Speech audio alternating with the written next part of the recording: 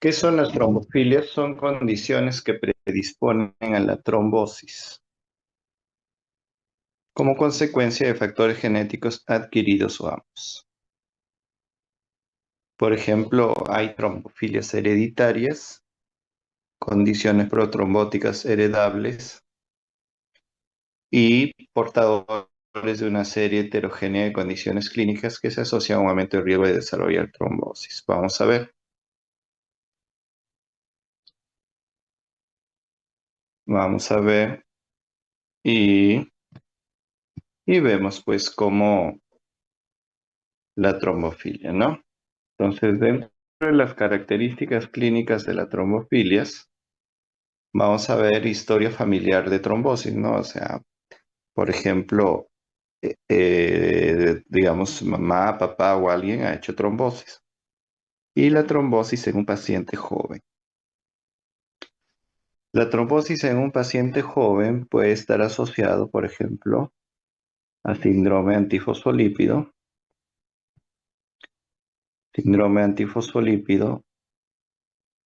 o puede estar asociado al déficit de factores de la coagulación, o déficit no de factores de la coagulación, déficit de anticoagulantes naturales. Puede estar asociado, y esto está dentro del contexto de lo que es las trombofilias, ¿no? Un déficit de anticoagulantes naturales. Si es que hay una trombosis en un paciente joven. Otro de los casos también la trombosis recurrente, digamos, ¿no? Otro, trombosis venosas idiopáticas. Trombosis recurrente, por ejemplo, nosotros hablamos la primera, la primera fase, cuando hacemos trombosis, tenemos que dar, por ejemplo, anticoagulación 6 meses, ¿no? Cuando hacemos por primera vez trombosis. Pero que resulta que cuando ya dejamos de dar, nuevamente se presenta. Entonces se hace recurrente. Al hacerse recurrente, ya se sospecha que puede estar asociado a una trombofilia. Trombosis venosa idiopática, trombosis arteriales y venosas, pero lo curioso, todos estos es en paciente joven, muy poco común en personas de edad avanzada, ¿no? Entonces, trombosis venosa en sitio inusual también. Entonces, trombofilias hereditarias y trombofilias adquiridas. Las trombofilias hereditarias son aquellas que están asociadas a déficit de anticoagulantes naturales. En este caso, por ejemplo, déficit de antitrombina 3, déficit de proteína C, déficit de proteínas S y la mutación del factor 5 del EID y resistencia a la proteína C activada.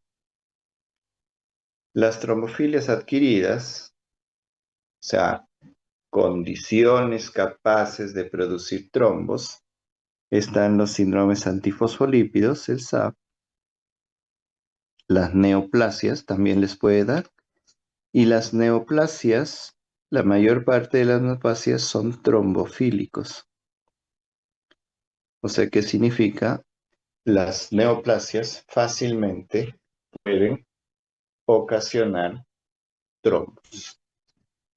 Los síndromes mieloproliferativos, leucemia, hemoglobinuria paroxística nocturna y el síndrome nefrótico también puede ser asociado a una trombofilia. ¿Ya? El síndrome nefrótico. ¿Por qué? Por pérdida de factores antitrombíticos. No por deficiencia, pero una deficiencia adquirida, ¿no? La estrategia diagnóstica, por ejemplo, en pacientes jóvenes y menores de 45 años, donde es más común que se presentan estas trombofilias congénitas, por ejemplo, ¿no? En pacientes jóvenes se plantea en una trombosis inexplicable. Por ejemplo, un paciente que de 20 años o 25 años que venga con un tromboembolismo pulmonar, no hay, ustedes buscan pues que alguna condición capaz de que suceda esta trombosis, alguna condición asociada a esta trombosis, y ustedes no la encuentren, ¿no? Por ejemplo, dirían, ¿no? ¿Qué es lo que puede estar asociado a una trombosis venosa, por ejemplo, en este caso, o un TEP que es venoso también, ¿no? De la arteria pulmonar. Entonces, ¿qué es lo que diríamos? ¿Qué es lo que diríamos, paciente, por ejemplo, que tenga cáncer? Un cáncer activo está asociado a trombosis. Entonces, no tiene cáncer activo. Entonces, no diríamos, pero qué extraño, ¿no? Por ejemplo, eh, que el paciente esté postrado, por ejemplo, ¿no? Entonces, si el paciente está postrado, sería una condición que podría estar, ¿no? Asociada. Por ejemplo, si hace un tromboembolismo postrado o inmovilizado por cirugía. El paciente con neoplasias, ¿no? La trombosis recurrente, como yo les digo, ¿no?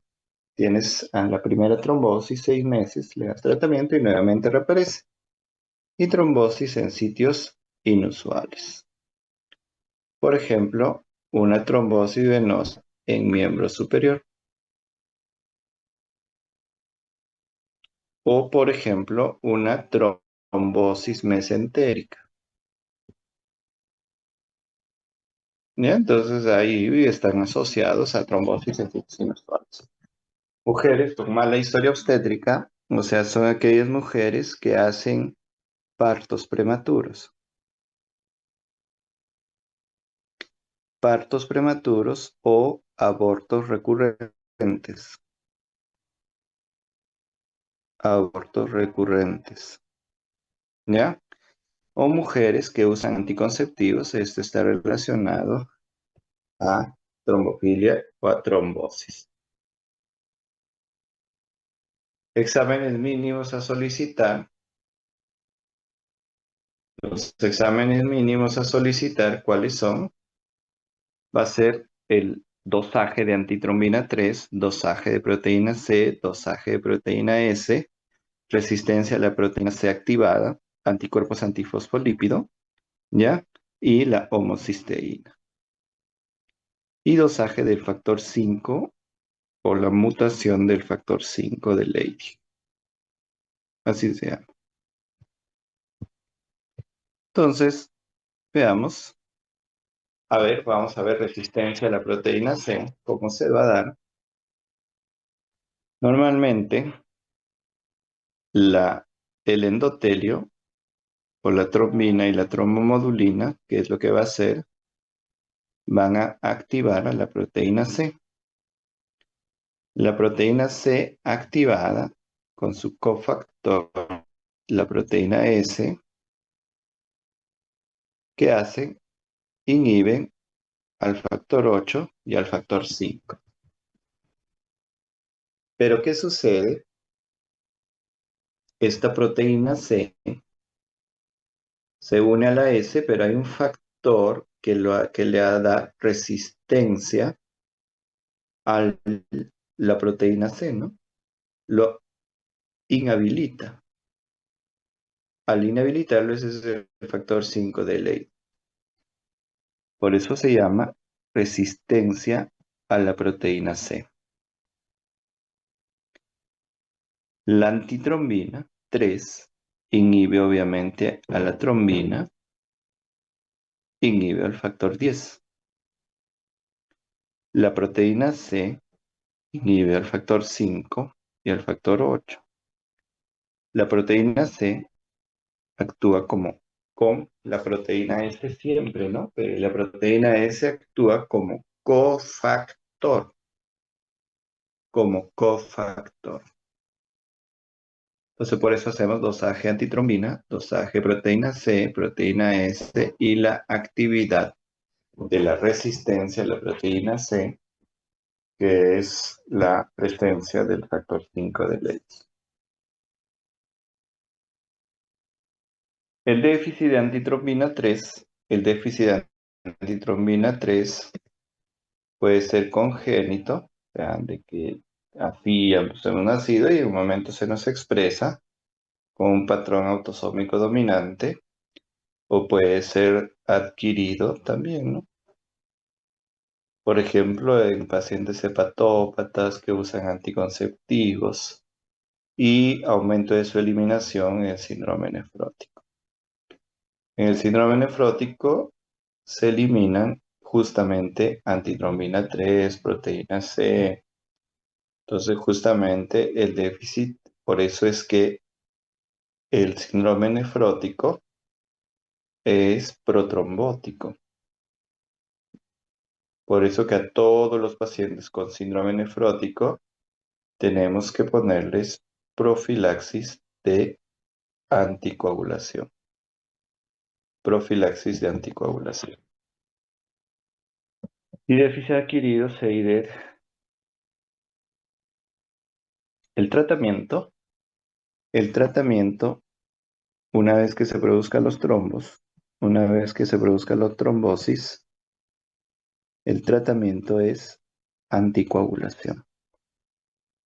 El tratamiento es anticoagulación. Puede ser anticoagulación con dicumarínicos, con warfarina, o una anticoagulación en gestantes con hemoglobina, con heparina de bajo peso molecular. Por ejemplo, enoxaparina. Entonces, si queremos anticoagular un paciente con, con heparina de bajo peso molecular, como por ejemplo enoxaparina, ¿qué es lo que tenemos que hacer? La enoxaparina le damos a 1 miligramo por kilo cada 12 horas. Entonces, por ejemplo, si pesa 60 kilos, le damos 60 miligramos cada 12 horas subcutáneo. Con esto estamos anticoagulando. Si queremos profilaxis,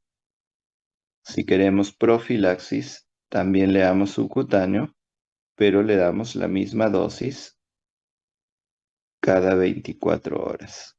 ¿Ya? La profilaxis. Ahora, si nosotros queremos utilizar warfarina, podemos iniciar. Warfarina viene de 5, podemos iniciar 5 miligramos, pero la intención o el objetivo de utilizar warfarina, el objetivo va a ser mantener el INR entre 2 a 3. El objetivo, ¿no? Mantener el INR entre 2 y 3. El déficit de proteína C, el déficit de proteína C también son congénitos y también son adquiridos. Si es congénito, el congénito pues van a presentarse en el camino, ¿no? Ya adquiridos en la hepatopatía. En el CID se consume la proteína C. Al consumirse la proteína C, qué es lo que va a pasar? El paciente va a empezar a producir trombos, se consumen los otros factores de la coagulación y también, finalmente, en el CID el paciente termina sangrando. El tratamiento, nuevamente, con la presencia de trombos, el tratamiento son anticoagulantes orales. Anticoagulantes orales, por ejemplo, la warfarina, o por ejemplo, otro anticoagulante oral son los ACO, ¿no? Anticoagulantes orales, tipo, por ejemplo, este, ah, apixaban, tipo apixaban, tipo rivaroxaban o tipo dip, esos dos, ¿no? Apixaban, rivaroxaban y dabigatran, ¿no? Entonces, esto le decían, bueno, ya no son tan nuevos, pero le llaman anticoagulantes nuevos, que es lo que hacen, inhiben al factor 10. La warfarina inhibe a los factores de coagulación dependientes de vitamina K. En caso de embarazo, heparinas de bajo peso molecular. Entonces vamos a ver ahora las terapias antitrombóticas. Esto en vez de CID, ya le dije, vamos a hacer, y esto es interesante, ¿no? Las terapias antitrombóticas, las terapias antitrombóticas, las terapias antitrombóticas múltiples, son múltiples las terapias antitrombóticas y vamos a ver algunos, ¿no?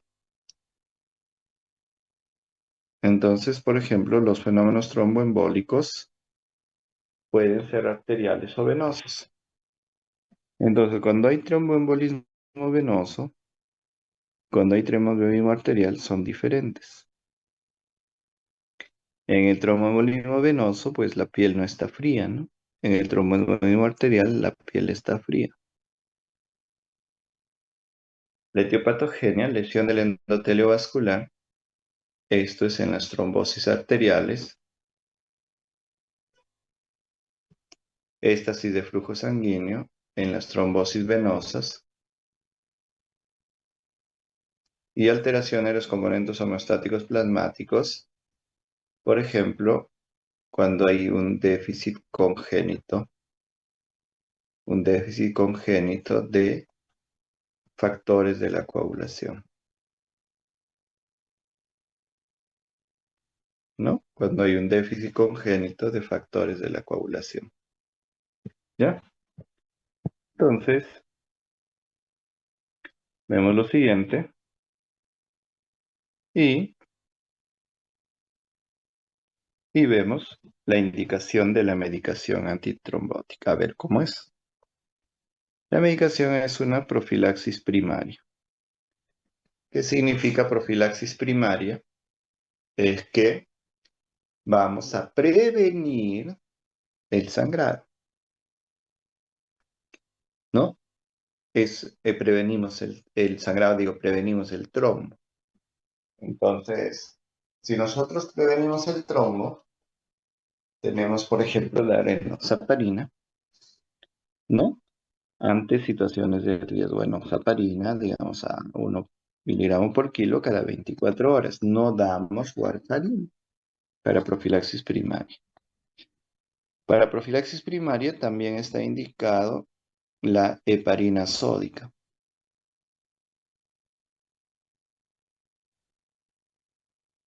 ¿Ya? Para profilaxis, también subcutánea.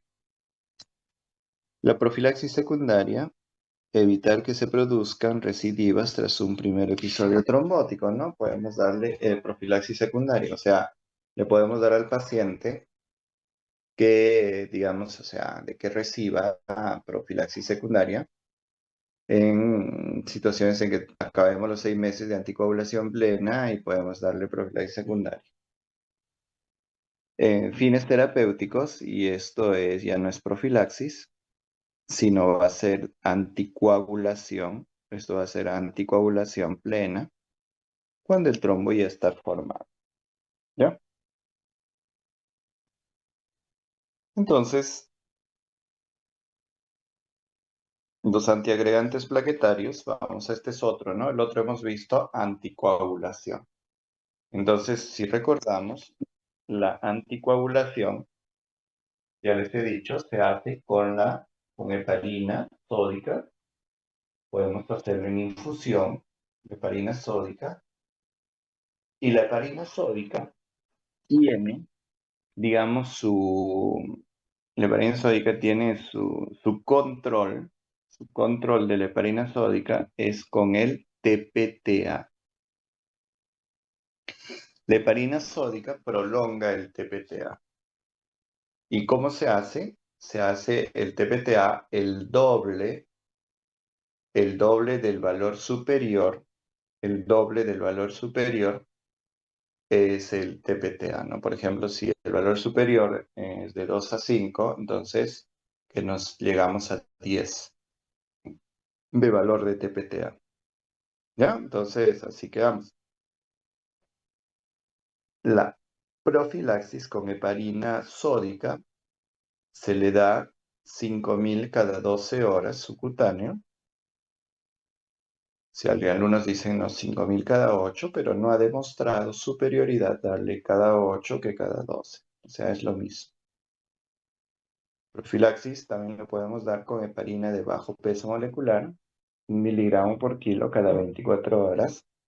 Y si queremos dar anticoagulación plena, lo vamos a dar con heparina bajo peso tipo enoxaparina, pero cada 12 horas. Y también es subcutáneo. ¿Ya?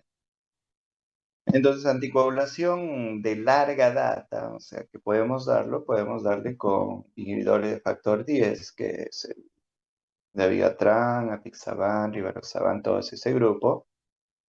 Y lo bueno que la Apixaban, Rivaroxaban no necesita, digamos, estar constantemente tomando muestras para ver, ¿no? Entonces, digamos, es una anticoagulación mucho más segura, con menos riesgos de sangrar. En cambio, la warfarina, nosotros tenemos que darle dosis de warfarina constante como para alcanzar que el INR esté entre 2 a 3. ¿Ya? Entonces, el INR entre 2 a 3, y eso es lo que nos va. Entonces lo tenemos a los antiagregantes. Ahora vamos a ver antiagregantes plaquetarios como el ácido acetil salicílico y como el clopidogrel. Entonces, ¿qué es el ácido acetil salicílico? Es un inhibidor COX que impide la formación del, de las, que impide la formación del ácido tranexámico. Y el clopidogrel es un inhibidor del receptor del ADP. ¿Ya? Ácido tranexámico, que estoy hablando del tromboxano. Inhibe la formación del tromboxano. Y el clopidogrel es es una, es también un antiagregante plaquetario que inhibe al ADP. Antagonistas del GP2B3A, no es muy común. Los agentes fibrinolíticos o trombolíticos, activador tisular del plasmidógeno recombinante, streptoquinasa y uroquinasa, esto se da en casos de que queremos hacer trombolisis. Trombolisis. ¿Ya? En caso de queremos hacer trombolisis, vamos a dar esos medicamentos. Entonces, continuamos. Aquí está, mecanismos de los agentes antiplaquetarios. De los agentes antiplaquetarios. Veamos. Aquí está, vamos a ver, el clopidogrel inhibe a quién va a inhibir al receptor del ADP. ¿No? Después hay antagonistas del GP2B3A que no permiten la agregación de la plaqueta. No permiten la agregación de la plaqueta. Aquí está el tromboxano A2 con su receptor, pero ¿qué es lo que hace el ácido acetilsalicílico? Inhibe, ¿qué hace el ácido acetilsalicílico? Inhibe que, inhibe que se forme este tromboxano A2. ¿Cómo se forma el tromboxano A2? Por actividad de COX-1, COX-2. Entonces, la actividad de COX-1, COX-2, ¿qué es lo que va a hacer? Se inhibe la formación del tromboxano A2. Aquí está, inhibidores de los receptores del ADP. Tenemos al clopidogrel, plasugrel, inhibidores de la formación del tromboxano A2. No dice inhibidor del receptor del tromboxano A2, sino inhibidores de la formación del tromboxano A2. Tenemos al ácido acetilsalicílico, que en su presentación más común se llama aspirina. ¿Ya? Después tenemos inhibidores también digamos, como la axizimab, pivafitide, ¿ya? Pero de lo más común que deberíamos de recordar para ustedes es el clopidogrel y el ácido acetilsalicílico, ¿no? Entonces, como antiagregantes importantes. Aquí está. Si nosotros inhibimos la ciclooxigenasa, no vamos a formar tromboxano A2. Aquí está el ácido acetilsalicílico que yo les comentaba. Puede resultar ser un analgésico y un antipirético y un antiagregante plaquetario. El ácido acetilsalicílico como antiagregante plaquetario podemos utilizarlo 80 miligramos o solamente 100 miligramos, nada más. No se da a mayor dosis. 80 miligramos, 100 miligramos. Y tiene una inhibición irreversible de la enzima ciclooxigenasa, que significa que si nosotros tomamos ácido acetilsalicílico, una vez que se inhibe la ciclooxigenasa de la plaqueta, lo acompaña hasta el final de la vida plaquetaria, ¿no? Entonces, por eso que cuando nosotros queremos operar a un paciente que está tomando aspirina, entonces se espera un recambio plaquetario, o sea, se espera un promedio de 10 días. Se espera un promedio de 10 días como para poder nuevamente tener plaquetas nuevas. Se suspende, pues, ¿no? Se suspende. Y al suspenderlo a los 10 días ya tengo una nueva renovación de plaquetas. Y esa nueva renovación de plaquetas, ¿qué es lo que va a hacer? Puede ser digamos, el paciente operado. La absorción es rápida por vía oral, no tenemos endovenoso, no se puede dar intramuscular porque tampoco tenemos presentación. Indicación, prevención de trombos arteriales, prevención del infarto de miocardio en pacientes con angina inestable. Entonces, todo lo arterial, vamos a dar ácido acetilsalicílico. La dosis es de 100 miligramos, 80 miligramos, como antiagregante plaquetario.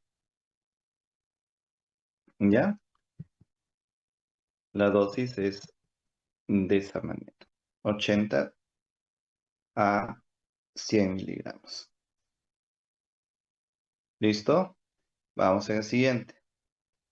¿Qué efectos adversos tiene el tomar el ácido acetilsalicílico? Efectos gastrointestinales. Por eso es que ¿cuál es la recomendación de tomar ácido acetilsalicílico? La recomendación es que le tome juntos con el almuerzo. Juntos con el almuerzo. Por eso dice valorar pacientes con úlcera péptica por péptida, por es que les puede producir sangrados gastrointestinales. Pueden interaccionar con medicamentos, no es muy común, pero interacciona.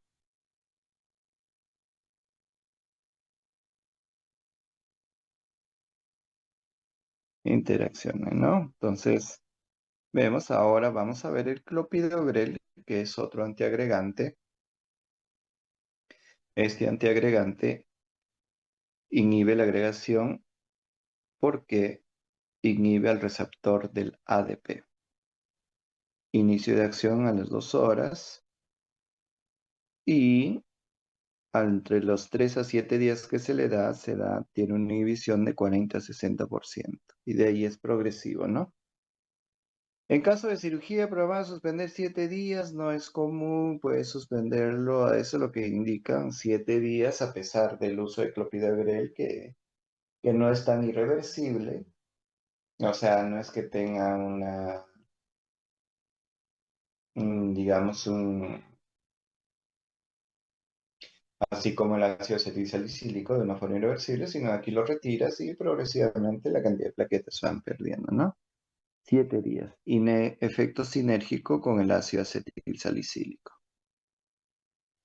¿Ya? Efecto sinérgico. Efecto sinérgico, ¿ya? Entonces, eso es lo que vamos a ver en esto, clopidogrel. Entonces, aquí están los anticoagulantes. Aquí están los anticoagulantes. Y los anticoagulantes, ya les he explicado que son varios, ¿no? Anticoagulantes. Los anticoagulantes hemos ido hablando y los anticoagulantes son potenciadores, por ejemplo, de la antitrombina, en este caso la heparina, ¿no? Entonces, ¿cómo funciona? ¿Cuál es el mecanismo de acción de la heparina? Es un potenciador de la antitrombina 3. Tenemos de bajo peso molecular enoxaparina, es el más común. Tenemos anti-10, rivaroxaban, apixaban, dabigatran. Tenemos anticoagulantes inhibidores de la vitamina K, que son la warfarina. Inhibidores directos de la trombina, argaroban y otros, miren. Y aquí estamos, cómo podemos utilizarlos, ¿no? Aquí veamos la heparina para integral. Podemos utilizar heparina sódica, ¿no? Heparina sódica. En forma oral tenemos varios antagonistas de la vitamina K, antagonistas, y esto lo que estamos viendo, eso es una, digamos, una evolución de la anticoagulación. Miren, en 1940 apareció la vitamina K, ya en 1980 aparecen las heparinas de bajo peso molecular, en 1990 inhibidores directos del factor de protrombina, y así hasta 2008 de inhibidores directos del 10A, ¿no? Que es por eso es que lo llamaban anticoagulantes orales nuevos. Aquí está la heparina no fraccionada. Ya le dije la heparina no fraccionada, que es lo que puede producir plaquetopenia, como también puede producir TPTA prolongada. Puede decir plaquetopenia y TPTA prolongada. Entonces, estimula la heparina no fraccionada la antitrombina. Estimula la actividad de la antitrombina, ¿no? Entonces, eso es lo que hace la heparina no fraccionada. No requiere ajustes en pacientes con insuficiencia renal. Y le voy a poner acá no enoxaparina en pacientes renales. Nunca use enoxaparina en pacientes renales. Inicio de acción inmediato, subcutáneo de 2 a 4 horas. Heparina fraccionada, las ventajas, inicio rápido de acción, Se monitorea con el TPTA, el objetivo es el doble de dosis, el doble de, digamos, del valor normal, el doble, permite el uso en insuficiencia renal. Las limitaciones, un margen terapéutico estrecho, porque te puedes pasar de, digamos, en infusión, pasas, tú le estás dando infusión y te pasas del margen y puedes llegar a sobreanticoagular, ¿no? Relación dosis-respuesta variable, no formulación de vía oral y puede ocasionar, ya que les digo acá, plaquetopenia. Entonces hay dos manifestaciones importantes, el monitoreo con TPTA y puede utilizar plaquetopenia. ¿En quienes se utilice para anemia no fraccionada? Se utiliza en diálisis, en pacientes que se dializan, ¿no? O que están recibiendo diálisis. La dosis 80 unidades por kilo, luego 18 unidades por kilo hora y alternativas 5.000 unidades. Y la otra alternativa 5.000 unidades de bolos seguidos de infusión de 1.680. Ahora en este tiempo ya no se usa, no es muy común, no es común el uso de heparina no fraccionada como anticoagulación, pero sí heparina no fraccionada como profilaxis para profilaxis antitrombótica en pacientes renales, en pacientes renales. ¿Listo?